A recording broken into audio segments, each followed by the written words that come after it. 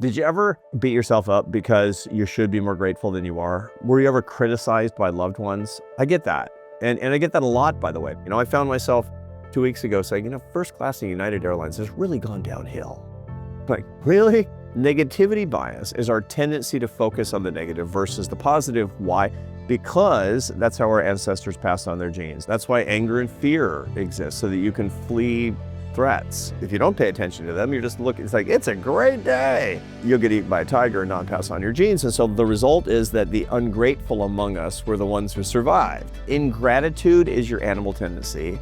Gratitude is a manual override of that to get you into the space of your moral aspirations. If you understand this, you can actually systematically override the ingratitude and become a more systematically and habitually grateful person. When you're authentically expressing gratitude, you get happier, and so does everybody else.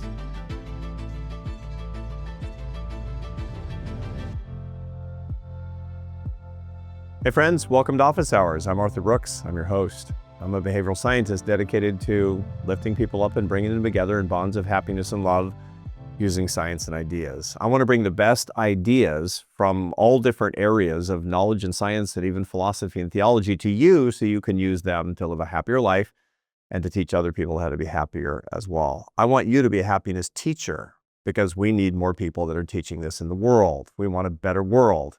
I know you do too, which is why you're watching the show. And thank you for doing so. Thank you for staying with this show. A lot of you have watched it from the very beginning. It's great to see the audience that we're starting to build. This is a community of people dedicated to love and happiness. And there's nothing more gratifying than being able to be part of that for me. So thank you. And the reason I start off with those thanks is because this is our Thanksgiving special. This is a show today about gratitude and how we can actually be more grateful people for our own benefit and for the benefit of the whole world. I'm going to give you the information today that you can use to become a more grateful person, and thus a happier person, and to build a happier world through your gratitude and being the example of the kind of person that you want to be. If I do my job today, you're going to be ready, because if you're watching this in the day that it comes out, it's before Thanksgiving, and you're going to go into the Thanksgiving holiday warmed up and ready for that holiday in a way that I hope is really good for you and really good for the people that you love. So before we get started, as always, please give me your comments, give me your criticisms, give me your feedback, your suggestions. You can write to me at officehours@arthurbrooks.com, or you can put it in the comment sections or wherever you're watching or listening to this podcast. We read those too, and we feedback on that on YouTube and Spotify and on Apple. So please let us know what you think. Also, if you like this podcast and you like the written form, something that goes along with it, something you might want to read to start your week each week, 300 to 500 words, my newsletter's free. And you can get that by going to www.arthurbrooks.com/newsletter. There you'll join hundreds of thousands of people that are reading that every week. And I'm delighted that they are. And you can share that with other people. You can forward it to other people if there's something that you find interesting. What am I going to talk about today? Well, in the theme of gratitude, I'm going to tell you why it's hard.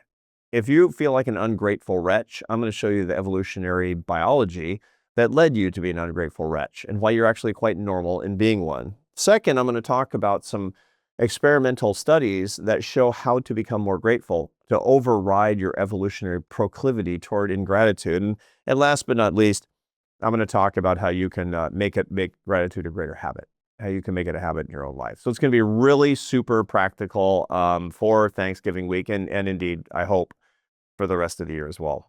Did you ever beat yourself up because you should be more grateful than you are? Were you ever criticized by loved ones? I get that. And I get that a lot, by the way, because, I have a life that I've always wanted. I'm very, very grateful for the life that I'm leading, but I complain a lot. And part of that is this affect profile. I've talked about that on the show. I'm the mad scientist of unusually high positive affect, but also unusually high negative affect, which means that the limbic system of my brain that processes negative emotions, fear, anger, disgust, and sadness, they tend to be quite active, and I get an intense level of that. The result is that a lot of the time I'm complaining, and look, I'm 61 years old, for Pete's sake. I should have learned how to be a better person, and yet Esther, my long-suffering, beloved wife of 34 years and counting, puts up with a lot of nonsense from me about when I have this beautiful life, but I'm complaining about the things that I don't like all the time. Why is it? And we do it all the time, just constantly. I found myself 2 weeks ago saying, first class in United Airlines has really gone downhill. Like, really? Really? Or you're in, in Starbucks and, somebody in front of you has ordered a caramel macchiato frappe oatmeal horchata with macadamia milk and is paying in nickels. And you're like, man, you're not grateful for the fact that you're, about to get a delicious coffee. You're mad about the fact that it's going to take you, 3 or 4 minutes longer. Why is that? And the answer is evolution. Let me tell you about a very important concept, which is called negativity bias. Negativity bias is our tendency to focus on the negative versus the positive. Why? Because that's how our ancestors passed on their genes. Negative emotions keep you alive. Positive emotions are nice to have. That's the rule. Fear, anger, disgust, and sadness. Those are the 4 negative emotions, and all of them were evolved to help you survive and pass on your genes. Really important, all of them. And you think, like, how is sadness evolved? And the answer is because you need to have an aversion against losing the people or things that you love. You need to know that, like, sadness is so painful that I'm not going to say that thing that's inside my head that's going to give me 48 hours of silence with my spouse. That's why, because you don't want to actually suffer the loss. And that's what the organ inside your limbic system called the dorsal anterior cingulate cortex, which governs, social rejection and how painful it is. That's the reason that you've got that, is so that you'll behave in a way and you'll have a tendency to avoid certain things that could be really, really dangerous and bad for you. That's why anger and fear exist, so that you can flee threats or stand up to threats, as the case may be. Disgust is so you don't get poisoned. It's really important to understand that you got to pay attention to those things, because threats can be real emergencies. And if you don't pay attention to them, you're just it's like, it's a great day. You'll get eaten by a tiger and not pass on your genes. And so the result is that the ungrateful among us were the ones who survived. And that's what's reached you today. Your ungrateful 500 generation ago ancestor is the reason that you're a grouch. So blame them. Blame Mother Nature. That's called negativity bias. And you can actually see it today. I mean, if you're at a party and somebody's smiling sweetly at you from across the room, that's nice to have. If somebody's frowning angrily at you, take notice, because that's more likely to become a problem for you out on the street when you get out of that party. And so you do. And it affects our lives all over the place. You go out to dinner with a bunch of friends and you're having a great time. It's a great night. You're having fun. And at the end of the night at the restaurant, 2 of the people there get into this kind of nasty argument about politics. Like, your spouse and somebody else's spouse and it's kind of insulting and kind of nasty. And it's a little thing. It's like 5 minutes, and the dinner itself was 3 hours. But what are you going to remember next year about that night? Oh, that's that night that bad argument. Why? Negativity bias. Because that got your attention, because that's important for survival, generally speaking. That explains why you're an ungrateful wretch. Your ancestors were ungrateful. They were suspicious, they were hostile, and they were unbelievably anxious.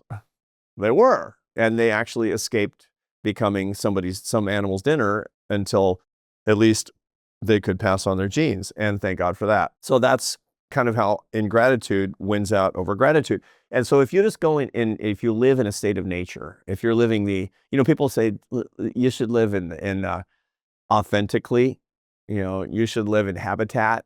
Not emotionally, you shouldn't. Absolutely. Because if you're living your most natural self, you're going to be truly grumpy and feel terrible, and you're going to be making people miserable pretty much all the time. You need to override that. Now, here's an important point that I want to make. The incredible prefrontal cortex of Homo sapiens, that bumper of tissue behind your forehead that's like 30% of your brain by weight, this is what sets us apart from all the other animals. We've got 2 choices in big parts of life. There's animal tendencies and there's moral aspirations. There's the person that you tend to be without trying to be, and there's a person you want to be through your efforts. And the prefrontal cortex gives us agency, gives us the ability to choose to be moral, who we want to be, as opposed to kind of what we have an urge to be. And I got nothing against animal tendencies, but I really like moral aspirations. Here's how you understand it. Ingratitude is your animal tendency. Gratitude is a manual override of that to get you into the space of your moral aspirations. Now, sometimes it comes a little bit naturally, but it's brief and fleeting and usually not that intense. And then you go back to your ungrateful self. However, If you understand this metacognitively, and you know that if you've been watching this show for a while, it basically means managing your feelings so they don't manage you. You can actually systematically override the ingratitude and become a more systematically and habitually grateful person. And if you do, you're going to love what happens to your life. I've been writing about this stuff for years. I've been doing a lot of work on gratitude. It goes back about 5 years at this point, as a matter of fact, no longer. 8 years, I think, is the first time I wrote a serious paper on gratitude. If you want that, I'll put a couple of my columns that are kind of survey columns in the show notes about gratitude. Generally around Thanksgiving, I like to write a gratitude column. People like it. And that what they basically find is that when you are a grateful person, when you're authentically expressing gratitude, you get happier and so does everybody else. This is a true win-win. If you can learn how to do these techniques, and there's a lot of research on it. So if you go to these research articles that I'm going to put in the show notes, just go through them and hit the links, and you're going to find all the papers that you want to see as much data on gratitude as you need. But you knew it already, that when you're grateful, you feel better, and when you're grateful, everybody else likes you better. So why? Why is that? Well, it turns out that we know why based on the research. There's kind of 3 big reasons that gratitude will actually raise well-being and life satisfaction. I mean, it might seem obvious, but when you think about it, you need the reasons why too, because then we're going to need this information when we put together our strategies. Number 1 is it tends to interrupt the cycles of rumination, of negative rumination. Now, interrupting bad moods is a really important thing to do. And I'll give you an example of how interruption can be an important tool in your emotional arsenal. If you've got a little kid in your house, I live with my grandsons, with 2 of my grandsons, and one of them is a toddler. I mean, he's two and change, and he's got an active amygdala, and the amygdala is the part of the limbic system that governs fear and anger, and so he gets super mad, as all toddlers do. He's awesome. He's awesome, love him. But sometimes he gets really, really mad at little things that frustrate him, like he cut the crusts off his little sandwich in the wrong way or something, and he freaks out a little bit. And he gets really, really mad. So what do you want to do? You want to interrupt the functioning of his amygdala. The best way to do that is by grabbing his attention. Why? Because the amygdala governs your attention as well. So if you basically say, hey, look over here. I found this thing. I wanted to show you this thing. Enthusiastically, he'll be like, huh, what? And he won't be freaking out. That's an emotional interruption. And that works across the range of emotions. And gratitude is a perfect example of interrupting a cycle of negative rumination, negative emotional rumination, where you're kind of ruminating. Rumination comes from the Latin word ruminare, which means to chew the cud like a cow. That's what that verb actually means. And when you're doing that, it can be bad. You can spend a day or a week in this negative ruminative cycle, especially of sadness, bitterness, anxiety, worry. You know how it feels. And you want to interrupt it. Gratitude does that. This interruption, it makes it impossible for you to continue ruminating. Why? Because you've changed the attention in your brain. You've changed, the emphasis on what you're looking at. You've literally moved the energy on what you're paying attention to from one part of the limbic system to another part of the limbic system that's going from governing a recursive and iterative negative emotion to one that's punctuating that with positivity, most notably gratitude. And furthermore, that you're doing it on purpose, which is great. That's one of the reasons that gratitude, that systematic gratitude, lowers depressive symptoms, reduces stress, and reduces anxiety. Got the data on this, really good stuff on this. One of the apex journals in psychology, the Journal of Clinical Psychology, Feeling Thanks and Saying Thanks, a randomized controlled trial examining if and how socially oriented gratitude journals work. Okay, more on gratitude journals in a second. But the whole point is this stuff is real and this stuff will affect your brain. The psychology of gratitude is biology, of course, because it's always biology. The second reason is that and it's related to the first, obviously, is pulling attention away from what you lack toward what you have. Okay, now one of the reasons that we'll ruminate on, sadness and anxiety and worry and all that is because we're worried about not having something or something happening we don't like or something not happening that we do want. Is in other words, it's a scarcity mentality. It's a scarcity fear is what a lot of these recursive negative emotions are all about. And instead of focusing on the thing that we lack, gratitude always focuses you toward the things that you have. Maybe it's something that you have that you really like. Maybe it's something not happening that you're glad is not happening. This is another way to think about it, sort of in the inverse. But one way or the other, this redirects your attention. Remember, what you're trying to do is interrupt negative cycles of emotionality, interrupting them to do what? From what to what? It's what you lack to what you have. That's what a gratitude intervention actually does. And so therefore, what it's actually doing a lot of the time, especially in the cases of being ungrateful because something you want that you don't have, is that gratitude will, and it's clear in the research that it diminishes envy and materialism. Envy and materialism are your enemy when it comes to your happiness. Now, I know why they exist. Materialism and envy exist because we live in a hierarchical, kin-based society, and we want to climb. And the way that you know where you stand in a hierarchical society is by looking at what people above you have and saying, I want that. And that gives you an impulse. It gives you an incentive to kind of go for it. That's how envy and materialism work, but that doesn't make you happy because Mother Nature doesn't care if you're happy. She just wants you to pass on your genes. And a lot of the times, especially in modern life with technology, with the internet, where we can compare ourselves against everybody in the world and just walk around feeling horribly ungrateful constantly, you need that manual override to interrupt the cycle of negative emotionality, to lower your anxiety and depressive symptoms and turn you from envy and materialism toward gratitude for what you have. And you have a lot. So do I. We all do. Of interest, by the way, is some of this research that shows that there's these other big benefits that I really like to talk about with gratitude. When people feel grateful and express gratitude, it has a huge impact on their romantic relationships.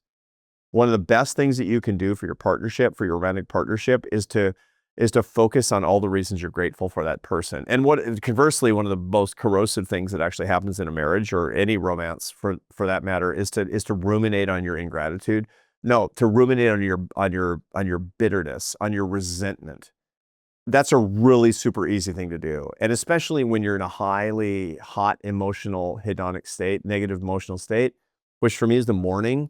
And so one of the things that I like to do as part of my morning protocol when I'm thinking, for example, when I'm in my period of worship and meditation, is meditating on all the reasons I'm really, really grateful for my wife. Because I'm telling you, I mean, I'd be a mess if it weren't for her. And little irritations fade into nothingness when I'm actually being realistic. Gratitude is realism, by the way. It's being a realistic person. If you want to be authentic about the facts, don't be authentic for how you feel. Be authentic to the truth and the facts about your life. That's why gratitude really matters. So it will really help your romance. Second is it's unbelievably good for reducing burnout at work, in particularly difficult times of work for you and really heavy workflow, or where you don't like your boss or you don't feel like you're being adequately appreciated or noted for what you're doing. Gratitude for having a job and doing something that you actually care about, assuming that you do, that's an almost immediate antidote to burnout. Now, it's not a permanent solution. I'm going to do a show on burnout coming up because there's a bunch of neuroscience and behavioral science on burnout that you can use to help you build a career that's more satisfying and better and healthier for you. But in the meantime, when you need a break glass plan, when you need a anti-burnout pill, it's gratitude. It will really, really help you a lot. So where do you get it? You can't buy it. It's only homemade. That's the important thing to keep in mind. You can make gratitude, but you can't buy gratitude. I mean, if you could take a gratitude pill, that would be great. No doubt there are some, ways that you can alter your brain pharmaceutically that would make you feel more gratitude. I mean, I can imagine anything that will flood serotonin into your brain will probably make you feel more gratitude. And in point of fact, I've heard actually people say that when they experiment with hallucinogenic drugs, which I don't do or recommend because I think we need a lot more research on that. And when we do, I promise you we'll do an episode on it, on the science of that. But people who have experimented a lot with that, they'll say that they're just flooded with gratitude. That's obviously a psychiatric effect of the drugs that are doing that. There are ways to do it without drugs. And that's what I want to talk about now. One of the best ways for you to inflect your happiness upward is by developing more openness to new experiences. And one of the best ways to do that is by seeing new things that are away from home. That's why travel has been associated in so much research with higher levels of happiness. Travel leads to greater happiness. I know that for a fact. I've been traveling my whole life and I love to travel. That's why I'm so pleased that I get to talk about Expedia. Expedia is an all-in-one travel site. I love it. I use it constantly. We book flights, hotels, rental cars. You can do cruises, vacation packages, kind of anything that you need to do that's away from home, you can do through Expedia to plan your next trip, make it easy to find the best deals, and just have the best possible seamless, easy journey so you can focus on what you really care about, which is getting out of the house and doing something cool. That's why I'm so pleased that Expedia is a sponsor of this podcast, to make it easy and to find the best deals on every part of your wonderful journey toward greater happiness. I promise you're going to like what actually happens to your life. I certainly like what Expedia is doing for me. I'm a user myself, and I recommend it to you. Start saving now at Expedia.com. What does the research say? Now, there's a really, really famous paper. It's going to go in the show notes. This is a classic. It's an old paper from 2003. I can't believe that 2003 is old. Anyway, and this is by Emmons and McCullough. These are the seminal work by these great social psychologists. These sort of the kings of gratitude research on listing things and focusing on the list. So in other words, it's bringing to the fore, bringing into the prefrontal cortex what might have been lurking in the background, thinking consciously and using your executive centers to write down the things you're actually grateful for so that you're conscious of them. That's the famous gratitude list exercise that no doubt that you've heard about. In their research, they have college students. It's always college students because undergraduates do anything for $20. And they'll bring them into the lab, and there's three groups. One actually has to write a gratitude list, and they write a gratitude list, and they look at their list, and they update their list once a week. The other has a list of current events, and the third group has a list of things that are annoying them, of hassles. They call it the hassles list. The gratitude listers at the end of 10 weeks are 6% happier. They have 6% higher well-being, self-evaluated well-being than the current events lists, and 12% higher than the people who are just listing their hassles. Now, Mother Nature wants you to list your hassles. She really does. And by the way, your therapist might want you to list your hassles too. That might be what you're doing when you go to therapy every week, is just talking about the things you're mad about. And my mom, or my school. You might be accidentally doing an ingratitude list every week in your therapy. And that could be pretty problematic when you think about it, because this research is really clear that could be depressing your happiness just by listing things for which you're ungrateful. Maybe unburdening yourself is not the right way to go. On the contrary, Emmons and McCullough's stuff really suggests that you should be focusing on the things for which you're grateful, as opposed to that for which you're ungrateful. Now, it's a 12% increase in happiness. I mean, the drugs don't work that well. So that's something you should be doing, of course. I'll talk more about how to do that in a second. The second big research strain comes from Martin Seligman at the University of Pennsylvania. This is actually one of my great intellectual heroes and somebody who's been a mentor to me for a long time, Marty Seligman, who's one of the kings of social psychology. He invented the whole field of positive psychology, which says that if you can actually learn how to become a more positive person, no matter where you are in your psychiatric journey, you're behind the line of scrimmage because you're suffering from a mood disorder, or you're kind of the average in the population, or you're even a happier person than normal, positive psychology will give you the techniques and advantages so that you can even get down the field further, where you can become a happier person. Why should we treat all fitness as if it were physical therapy for people with injuries? You don't do that. You want people who are perfectly healthy to have even better lives. And as Peter Attia calls it, medicine 3.0, where medicine is where you're doing things in your life that prevent problems going forward. So positive psychology is kind of a medicine 3.0 concept. He's the king of this stuff. And he knows perfectly that gratitude is one of the best tools in the field of positive psychology. One of the things he recommends is gratitude letters. And what that means is that you're writing down, like the gratitude list, things you're grateful for to a particular person and sending them a letter. And maybe it's an email or a text, by the way, but it's actually telling somebody that you're grateful. And he's got all of these really interesting studies, and I'll put it in the show notes, by the way, some of the stuff on gratitude letters, on how incredibly powerful it is. And here's the bonus of it. When you write somebody a gratitude letter, it actually affects your happiness for a really long period of time. So gratitude listing is really good, but it's pretty short-lived. Gratitude letters, he has evidence that shows that people get happier for like 6 months. Like, wow, that's unbelievable. And probably that has to do with the enhanced relationship with the receiver of the letter. because these are people who are presumably in your life.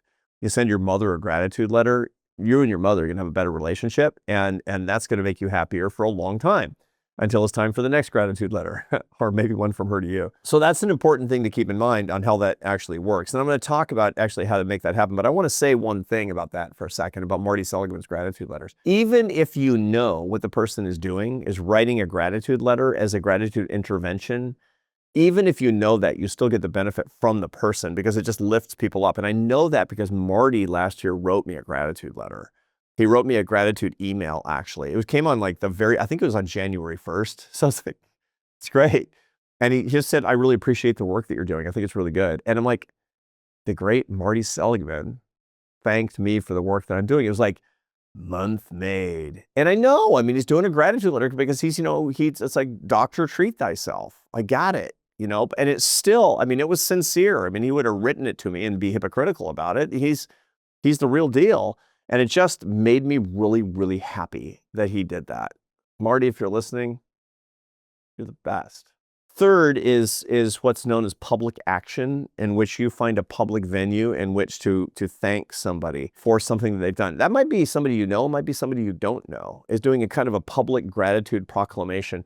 In the old days, that would be hard. Now is the easiest possible thing you can do in the advent of social media. You post something about somebody you admire and say, just really grateful to that person. That's work from my friend Sonia Lyubomirsky with 3 of her colleagues in a really important paper in affective science called What is the Optimal Way to Give Thanks? Comparing a bunch of interventions. One of them was this public action where people would put on social media how grateful they were to somebody else, a friend, a colleague, a stranger, even a celebrity, I don't know, somebody that you're really, really grateful for. And it has a nice impact on the grateful person, also on the person who's getting the thanks, for sure. But it really has a big, it's like, I'm publicly going to say that. It makes you feel better. It raises your well-being, lowers your anxiety, decreases depressive symptoms, et cetera, et cetera. Careful about this because you don't want to suck up. And public expressions of gratitude can be a big suck up. People will see right through that, let me tell you. There's my colleague Mike Norton at Harvard Business School has done a bunch of work on humble bragging. And humble bragging is when you're bragging, but you're pretending to be humble. Like, forgot to take my suit to the cleaners. And today I have to go see the President of the United States. What a moron I am. That's like a humble brag. It's not humble at all. And people see right through it. Our brains are unbelievably good at intuition. We've got a million spider senses to suss out when somebody's, being a humble bragger, which is to say that they're being an egomaniac and trying not to look like an egomaniac. So not only they're an egomaniac, but they're an insincere egomaniac. And it's like, there's nothing good that comes from that. People will really dislike you if you do humble bragging. But people also see, and the reason I say that as an example, we also see suck uppery. Is that a word? It's a word now. People see it. They see absolutely right through it. It's like, oh, I'm so grateful for, all the wonderful work that the Kardashians have done over the last decade for American society and culture, or something like that. And maybe you mean it, but it's not going to look good. It's not a good look for you because what you're trying to do is to get the attention of somebody who's important, or you're trying to get on the good side of somebody. Don't suck up. People are not going to appreciate it, and they're going to know it's actually sucking up. So it has to be actually true, what you're saying, authentic. And the 4th intervention in the research is called grateful contemplation, where you're actually grateful, but you keep it to yourself. You focus on the gratitude you're feeling for another person. You're thinking briefly about things that you're grateful for and people that you're grateful for. And what this shows is that this gives you an immediate mood boost, a very transient but immediate mood boost. This is an emergency intervention, you might call it. I mean, this is something that you can actually do at any particular moment. So you're feeling like you're in a cycle of negativity, and you're going downward. You can break that cycle with this grateful contemplation intervention that doesn't take anything more than, let's take 45 seconds here and take a time out and let's start counter blessings. That's blessings counting is really what it comes down to. And that's really, really effective. Nice paper in the journal of Psychosomatic Research from 2009 called Gratitude Influences Sleep Through the Mechanism of Pre-Sleep Cognitions. It's got a lot of stuff in that paper, but this is one of the things where grateful contemplation, they actually find that being gratefully contemplative before you go to sleep is a good way to do that. I like it. Now, let me talk for just a quick second about the dark side of gratitude before I give you some really practical suggestions on how to make this into a gratitude protocol for not just for Thanksgiving week, but for the rest of your life. There's a dark side of gratitude where you're kind of feeling like you're forced to express gratitude when you're not grateful. And that might, you remember when you were a little kid and you got your Christmas presents or your holiday presents and your parents made you write these thank you notes. It's interesting. And it's like a friend of mine said that his worst memory from adolescence. I said, what's it going to be? It's like, you got hit by a car or you went to jail. He says, no, it was writing 300 thank you notes after my bar mitzvah. That's like, why do people hate that so much? And the reason is because it makes you intensely unhappy to be expressing gratitude you don't feel. That creates a cognitive dissonance, and that's incredibly uncomfortable. And so it really is important that you're thinking about what you can be grateful for and not expressing gratitude for things that you're actually not grateful for. And it's not just your parents who are imposing this on you. You impose this on yourself a lot. It's like, make a gratitude list and really be grateful for even the hard times. You're like, yeah, I'm so grateful for this painful case of shingles. And no, you're not. And you shouldn't be. That's okay.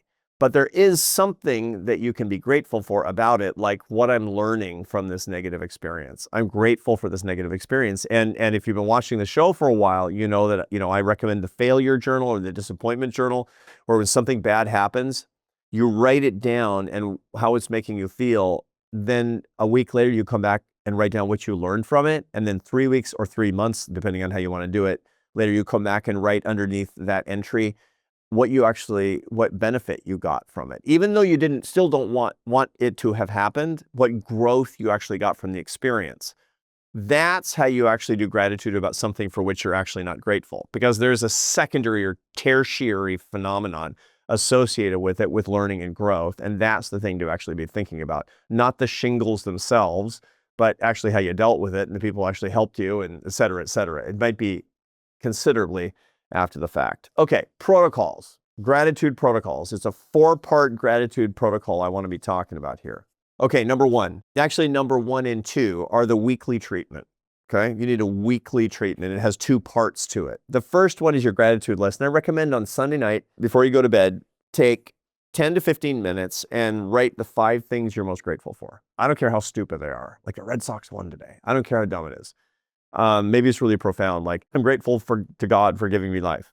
Maybe it's not. Maybe it's a little thing like, I can't, that little bag of peanuts I ate today was so salty and delicious. Whatever it happens to be, you be you. But write down things that you're authentically grateful for. 5 things. Write them down and keep the list. I recommend actually taping it up to your bathroom mirror or to your computer screen before you go to bed on Sunday night. Then each day when you wake up, Monday through Saturday, take 2 full minutes, look at it on your watch, and study your gratitude list.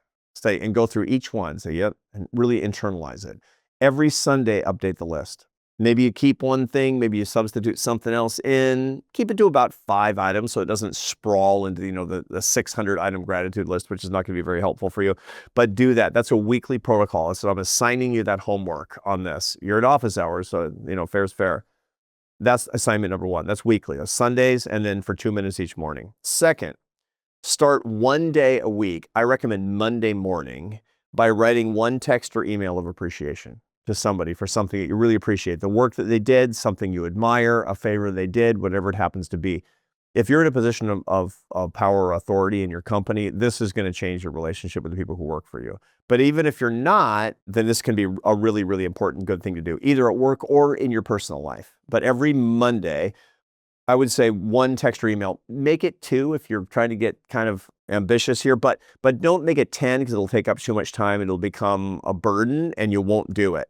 So just 1 or 2. And by the way, you might want to write it down on Saturday or Sunday. That's the one I'm going to write, so that you remember, right? And write that. This is your weekly protocol, is the gratitude list and the gratitude note, right? That's your weekly thing starting now.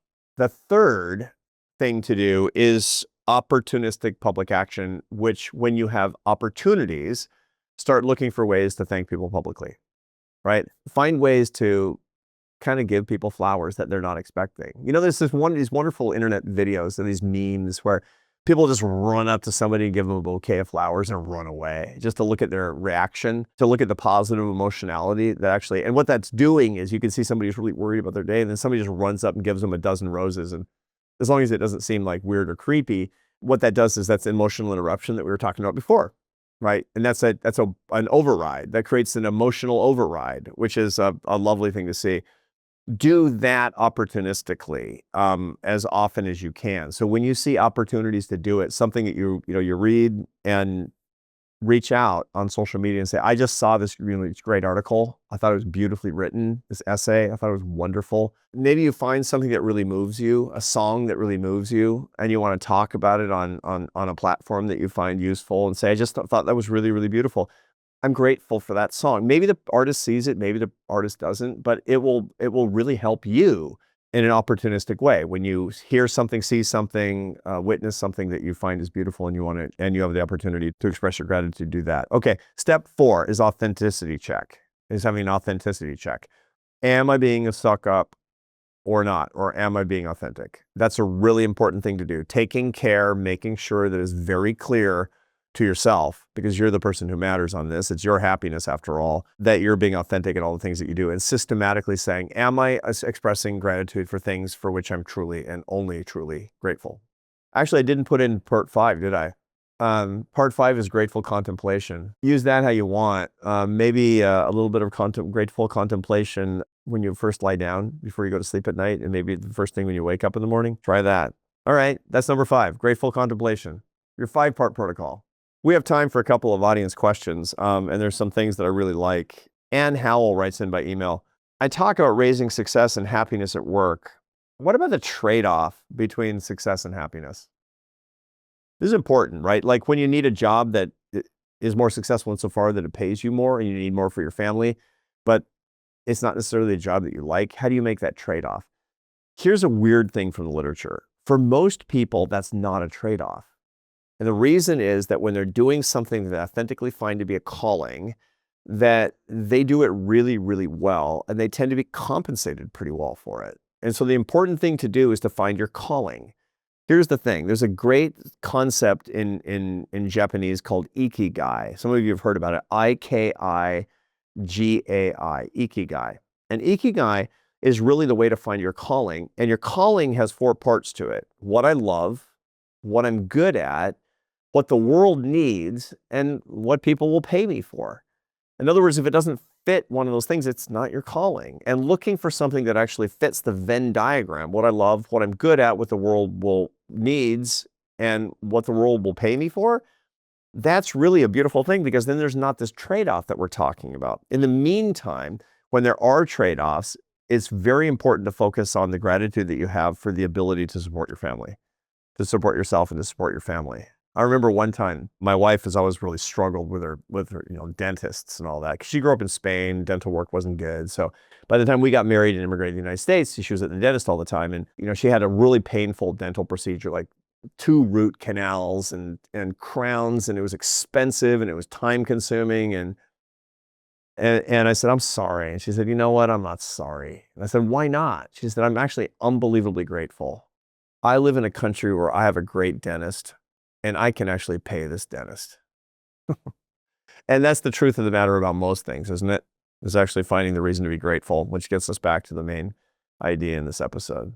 Maxwell Love, also, that's a great name, writes to us by email, how do I find something bigger than myself besides just relationship and religion? Well, not always besides relationship and religion. Don't make sure that you're not exempting relationship and religion, spirituality, philosophy, the transcendent. These things are really important. Love and transcendence are critically important. But what else, right? Right, Maxwell, what else is what we're talking about? This is kind of related to Anne's question about calling. I got to do a whole episode on calling, because man, I've been thinking about this an awful lot. And I've got a whole chapter in this new book coming out next March about how finding your calling actually directs you to the meaning of your life. Calling at work, as a matter of fact. Here are the 3 questions to ask yourself. What are my values? What are the things I truly care about the most? What are the things I care about? Second, what is it that serves those values? What is it that serves those values? And third, what could I be doing every day that would actually serve those values, in work or not in work? And to do a little contemplation on those things. You can't feed that into ChatGPT, because literally it will use the wrong side of your brain. These are right hemisphere questions of mystery and meaning. And you can only do that by doing the work. Max will go for a nice long walk and contemplate those questions, and you'll be led. You won't find the answers. Those answers will find you, which is what we ultimately want. Well, we've come to the end of this episode. I hope you're having a lovely Thanksgiving week. And if you're watching this after Thanksgiving week, I hope you're having a wonderful year of thanks, and that this episode is going to help you to be a more grateful person. These techniques have certainly helped me in my life. I'm not perfect. I'm still an ungrateful wretch. Just ask my wife. But when I need help, this is what I do, and this will help you too. Let me know your thoughts at the email address officehours@arthurbrooks.com. Keep writing in those questions. By the way, please share this episode or any episode of this with your 3 million closest friends, because we need a movement of happiness and gratitude, don't we? And how do people actually discover good stuff? By their smart friends who are already consuming that good stuff. That's you, not me. Like and subscribe on Spotify, YouTube, Apple, any place where you're getting this podcast, and leave a comment. I'm going to read it. And I appreciate you for taking the time, not just for listening or watching this, but for making a comment. Follow me on social media, Instagram, LinkedIn, other platforms. You can find me all over the place, and you'll be getting content that you're actually not even seeing here. Some of the stuff that's actually original to those particular platforms. And if you want some essays on this, more essays along these lines, my newest book is The Happiness File, the yellow book right behind me, and check it out if you like. And don't forget to patronize our wonderful sponsors who make the show possible. Have a great week. Happy Thanksgiving to you and your family. I'm grateful to you. And as I put a bite of turkey in my mouth, I'm going to be grateful that you're actually creating a better world alongside me. Have a great week. See you next week.